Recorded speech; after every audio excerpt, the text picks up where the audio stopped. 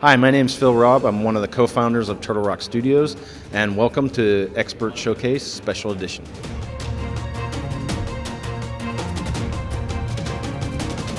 Evolve takes place on the planet Sheer.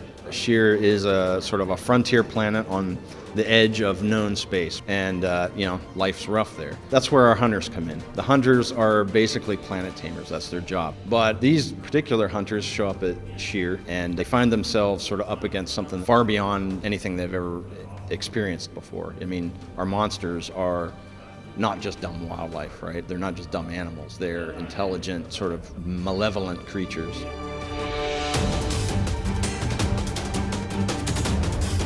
I guess it depends on your perspective.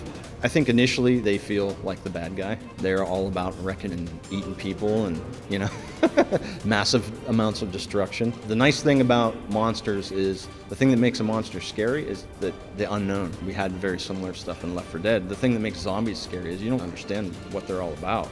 It's like, I have no idea how this happened. And we want to we like that, we like to tap into that with the monsters. It's like, I'm not really sure what these guys are all about, but they're really scary and they're really messing stuff up.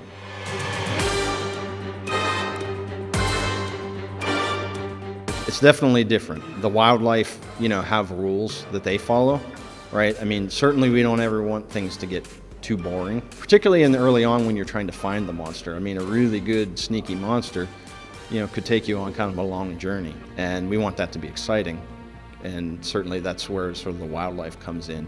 I won't say we don't really have an AR director as it was in Left 4 Dead, but we've got sort of a variant of that. It functions much the same way in that it gives you some highs and some lows, and keeps things fresh.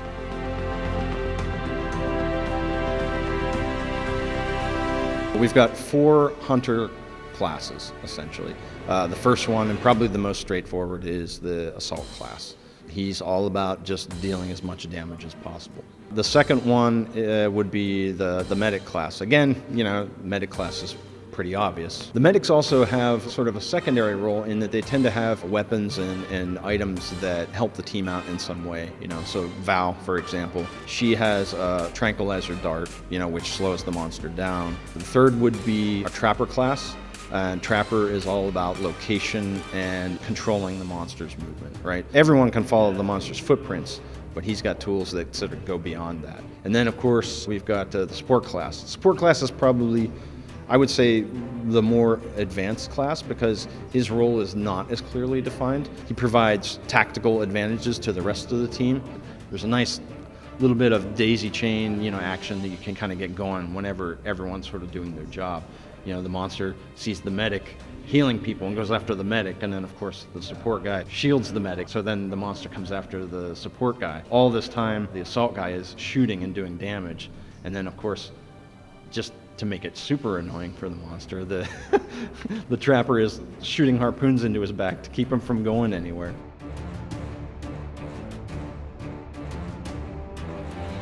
That's part of what we wanted to do, like taking what we learned from Left 4 Dead about cooperative play, right? And sort of pushing it. So the goal ultimately is easy to learn, difficult to master. We want everyone to sort of be able to come in and have fun, but ultimately we want a level of depth in each class that sort of, goes beyond anything that we've done before.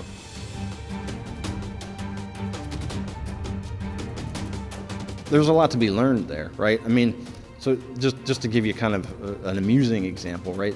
Inevitably you release a game, right? And within a week, some Yahoo has figured out a way to break it, right? Sometimes they take things in a direction that you've never expected, but in a good way, right? Like, holy cow, look at the way they're playing this. That's actually really cool. We can build upon that and sort of work that into future iterations of the product, whether it be sequels or DLC or who knows what. So I think that stuff's really cool. A lot of times the community comes up with better stuff than developers do. We've been holding on to this thing for 3 years and not able to talk about it. So this is like a huge gush of relief for us to finally be able to talk about it. And I mean, it's hard for us not to just spill it all. I mean, we've got a lot more coming. So it's really gratifying to sort of see everyone playing it in its current state, you know, and really excited about what they've got so far. And so the fact that we've got like a whole lot more to come, you know, makes me really excited to just see people get more and more amped up to play the game. Evolve is coming out this fall for PlayStation 4, Xbox One, and PC. Have fun.